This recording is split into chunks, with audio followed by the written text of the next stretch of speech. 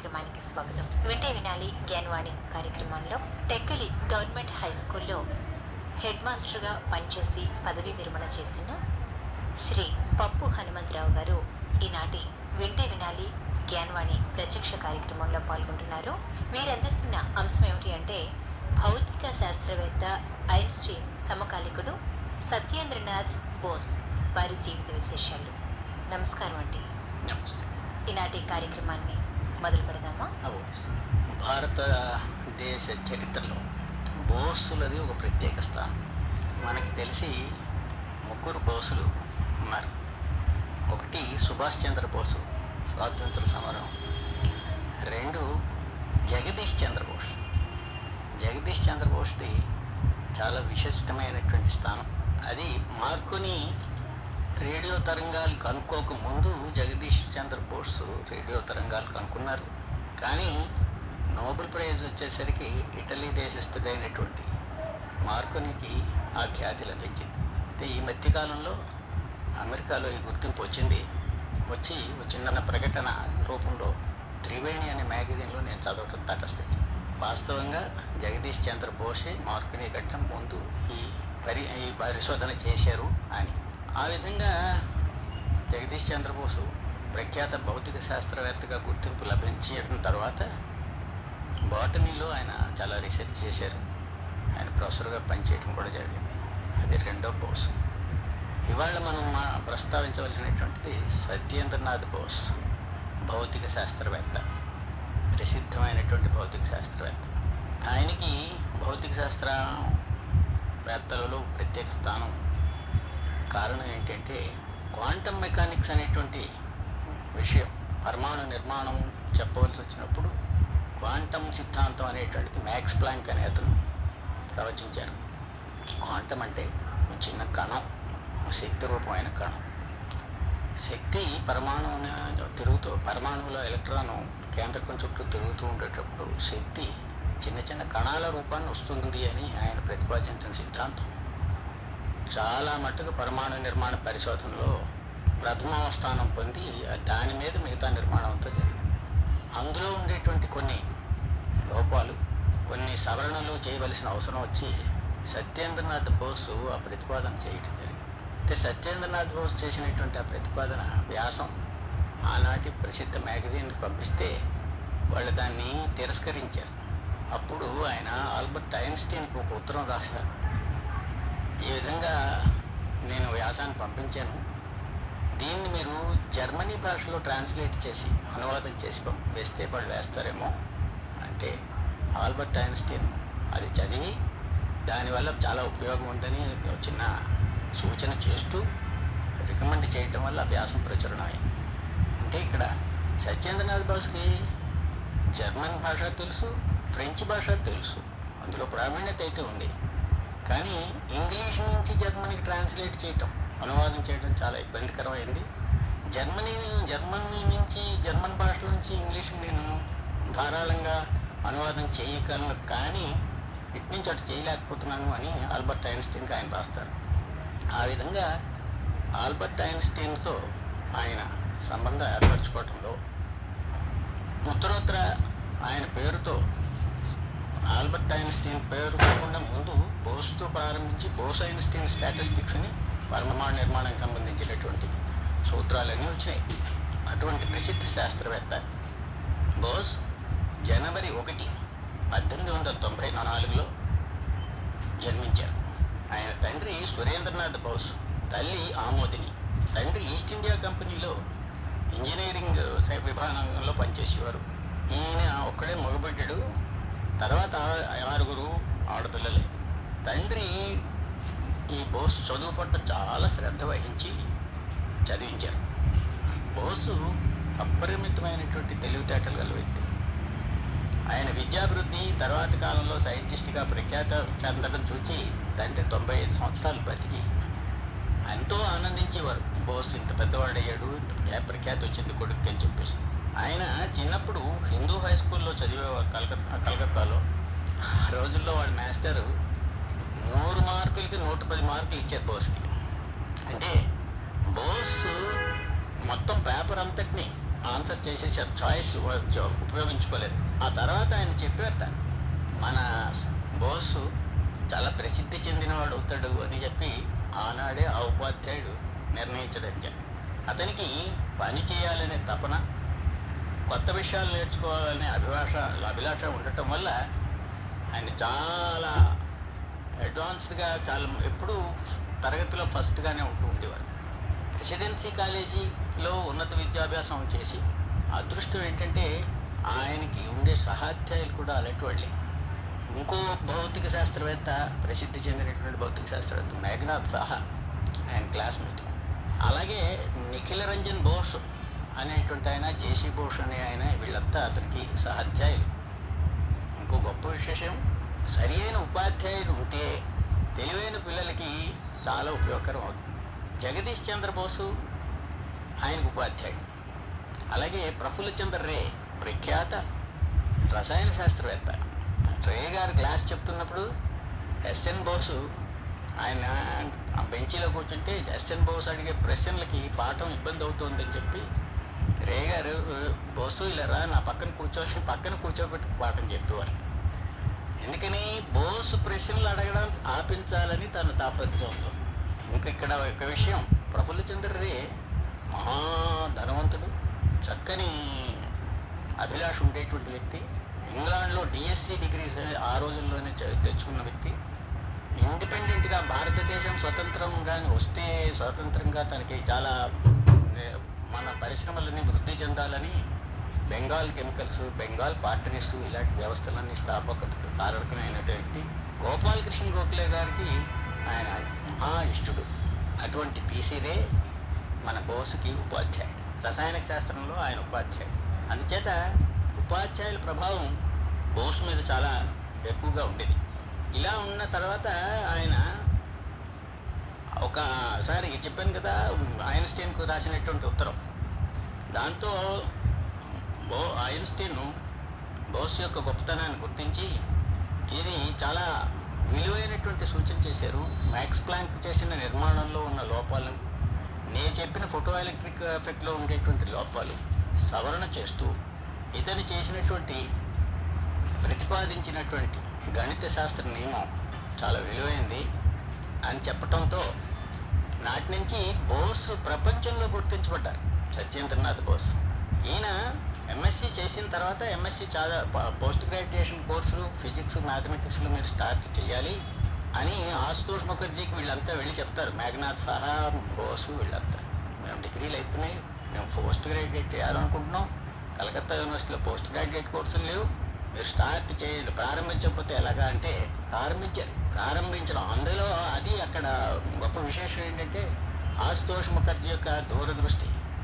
ఆశుతోష్ ముఖర్జీ ఆ కోర్సులు ప్రారంభించాక వాళ్ళు పోస్ట్ గ్రాడ్యుయేషన్ పూర్తి చేసి తర్వాత ఇంకా ఈ ఫిజిక్స్లో రీసెర్చ్ చేయాలి అనేటువంటి తపన ఉండి రీసెర్చ్ చేశారు. రీసెర్చ్ చేస్తున్నప్పుడే ఈ ఐన్స్టీన్ ప్రతిపాదనలకి సవరణలు పంపించడం.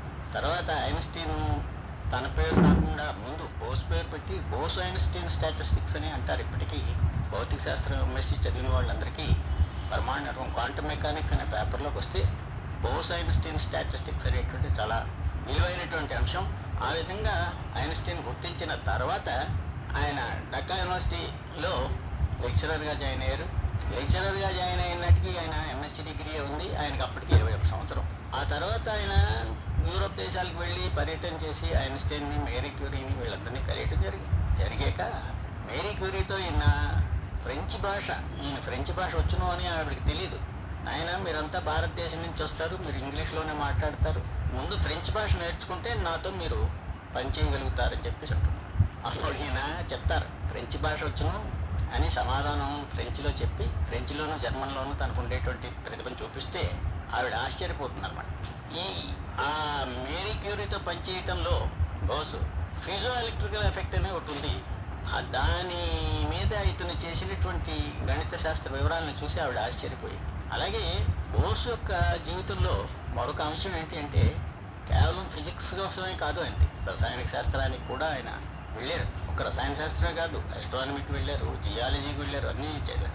రసాయన శాస్త్ర ప్రయోగాల్లో ఆయన చదువుకుంటున్నప్పటి నుంచి స్వంతంగా ప్రయోగాలు చేసుకోవడం అలవాటు చేసుకున్నారు. మీకు మనందరికీ పరిచయమైన సల్ఫానిమైడ్ అనేటువంటిది ఒక మనకి ఆయింట్మెంట్, ఇప్పుడు సల్ఫానిమైడ్ ఆయింట్మెంట్ అని పూర్వం ఉండేది. ఆ సల్ఫానిమైడ్ అణు నిర్మాణం పరిశోధన చేసి దానిని సులభంగా ద్రవ రూపానికి తేవటానికి ఆయన ఒక ప్రతిపాదన చేశారు. దానివల్ల మన కంటికి పనికొచ్చేటువంటి ఐ డ్రాప్స్ తయారు చేసుకోవడం జరిగింది, చుక్కల మందు. ఈ విధంగా బోసు ఒక్క భౌతిక శాస్త్రమే కాదు, రసాయన శాస్త్రంలో కూడా పనిచేయడం. ఆ తర్వాత అతను చెప్పాను కదా, మరి యూరోప్ వెళ్ళి అక్కడ ఆల్బర్ట్ ఐన్స్టీన్తో చాలా కాలం కొంతకాలం గడిపి, మేరీ క్యూరీతో కొంతకాలం గడిపి మళ్ళీ వచ్చాక ఢాకా యూనివర్సిటీలో ప్రొఫెసర్ పోస్ట్ ఖాళీ వచ్చింది. వస్తే అప్పటికి నేను నీకు డాక్టరేట్ లేదు, మేము ప్రొఫెసర్ పోస్ట్ ఇవ్వడం సాధ్యపడదు అంటే ఐన్స్టీన్కి ఉత్తరం రాస్తారు, మీరు కానీ నాకు ఒక రికమెండేషన్ చేస్తే నాకు డాక్టరేట్ లేదు కానీ ప్రొఫెసర్ పోస్ట్కి అర్హుని అని మీరు చెప్పగలిగితే సంతోషిస్తానంటే, అంటే ఆయన అంటారు, అయ్యో మీకు నేను రికమెండేషన్ చేయాలా అని ఆయన తప్పకుండా రికమెండ్ చేశారు. ఆ విధంగా ఆయన ప్రొఫెసర్ అయ్యారు. ప్రొఫెసర్ అయిన తర్వాత చాలా కాలం ఢాకా యూనివర్సిటీ ప్రొఫెసర్లో ఉండి పరిశోధనలు కొనసాగించి చాలా విలువైనటువంటి సేవ చేసి వచ్చారు. ఆయన విజ్ఞానిక రంగానికే కాక సాహిత్యంలో చాలా దిట్ట. ఆయనకి బౌద్ధ మతం అంటే చాలా, బుద్ధుడు అంటే చాలా ఇష్టం. అయితే ఒక్కొక్కసారి ఏంటి అంటే పరాకుగా ఉంటున్నట్టుగా కనిపిస్తారు. సాధారణంగా చిన్న చిన్న విషయాల మీద కానీ ఏదో పేరు ప్రఖ్యాతుల మీద కానీ కావాలని కానీ తపన పడే స్వభావం కాకపోవడం వల్ల ఆయన అదే పరాగ్గా ఉన్నట్టు ఉంటారు. కలకత్తాలో నీల్స్ బోర్ని పరమాణు శాస్త్ర నిర్మాణంలో ప్రముఖమైన పాత్ర వహించినటువంటి డేనిష్ శాస్త్రజ్ఞుడు వచ్చి ఉపన్యాసం చెబుతూ మధ్యలో సందేహం వచ్చి ఇది ఎలా చెప్పాలో తెలియక తికమక పడుతూ, Bose can you help me అని అడుగుతాయి. అప్పటి వరకు నిద్రావస్థలో ఉన్నారు అనుకుని అందరూ అనుకుంటున్నారు ఇతను ఏదో నిద్రపోతున్నాడు, ఇతను అధ్యక్షస్థానంలో కూర్చుని అనుకున్నారు. కానీ టక్కని లేచి ఆయన వెంటనే సవరణను ప్రతిపాదించి ఈ విధంగా సులువుగా చెప్పొచ్చు అని చెప్పడంతో బోసు నిర్ఘాంతపోయాడు. అక్కడ వింటున్న వాళ్ళంతా ఆశ్చర్యపోయారు. ఈ విధమైనటువంటి మహామేధావి ఆయనకి కొన్ని ఇష్టమైనటువంటి పనులు ఏంటి అంటే, సైన్స్ ప్రజలకి వెళ్ళాలి. స్వాతంత్రం వస్తుంది, స్వాతంత్రం వచ్చిన తర్వాత ఈ సైన్స్ చదువుకునేటువంటి వాళ్ళు మాతృభాషలో అయితే బాగా చదువుకుంటారు. అందుచేత మనం వంగ భాషలోనే సైన్స్ ప్రతిపాదనలో సైన్స్ అంత పుస్తకాలు అవి రాయాలి అని ఆయన కృషి చేశారు. ఆయన విజ్ఞాన్ పరిచయ అని ఒక పత్రిక స్థాపించారు. బంగీయ విజ్ఞాన పరిషత్ అనే సంస్థని స్థాపించారు. మాతృభాషలోనే విద్య కొనసాగాలని ఆయన విశ్వసించారు. తర్వాత కాలేజీలకి ఆ రోజుల్లో తరచుగా వెళ్ళి ఉపన్యాసాలు ఇచ్చేవారు.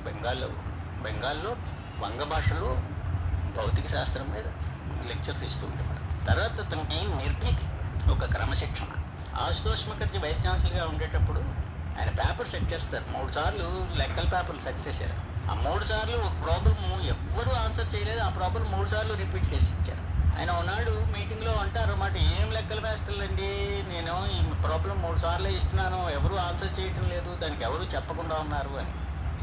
అంటే ఆ ప్రాబ్లం అంత గొప్పది అనేటువంటి ఉద్దేశంలో ఆయన మాట్లాడితే, సత్యేంద్రనాథ్ భూషణ్ గారు తప్పు లెక్క ఇస్తే ఎవరు ఆన్సర్ చేస్తారు సార్ అని. అంటే అంత నిర్భీతిగా ఆశుతోష్ ముఖర్జీకి మీరు ఇచ్చిన లెక్కే తప్పు, ఇంకా దాన్ని 3 సార్లు రిపీట్ చేశారు గొప్ప అయిపోతున్నారని చెప్పేసి దెప్పి పొడుస్తారు. అయితే ఆశుతోష్ ముఖర్జీ చాలా గొప్ప విశాల హృదయుడు, పక్క నవ్వేసి ఆహా సరేలే అని చెప్పి అంటారు. ఆ తర్వాత అతని క్రమశిక్షణ బేసిక్గా ఏంటంటే, ఈ రకమైనటువంటి పని చేయాలంటే ఆ పనిలో నిమగ్నత, అది చాలా విశేషం. ఈయన పరిశోధనలో గొప్పతనం మనకి చెప్పాను కదా, ఇతర దేశస్తులు గుర్తించి ఆ రోజుల్లో ప్రసిద్ధులైనటువంటి శాస్త్రజ్ఞులు ప్రొఫెసర్ డిరాక్ అని, పాల్ డిరాక్ అని. ఆయన అంటాడు, ఈ పరమాణు నిర్మాణంలో మిక్కిలి చిన్న కణం ఒకటి వచ్చింది, దీన్ని బోస్ ఐన్స్టీన్ స్టాటిస్టిక్స్ వల్ల వచ్చింది కాబట్టి దీన్ని నేను బోసాన్ అని పేరు పెడుతున్నాను అని చెప్పి నాటి నుంచి ఒక ప్రత్యేకమైన కణం అతని పేరుతో రావటం జరిగింది. దురదృష్టం ఏంటంటే ఇవాళ చాలామంది బోసు కనుక్కున్న కణం బోసాను అని తప్పుడుగా చెప్పేస్తున్నారు. అలా మాత్రం సవరణ చేసుకోవాల్సిన అవసరం ఉందని మనం చేస్తున్నాం.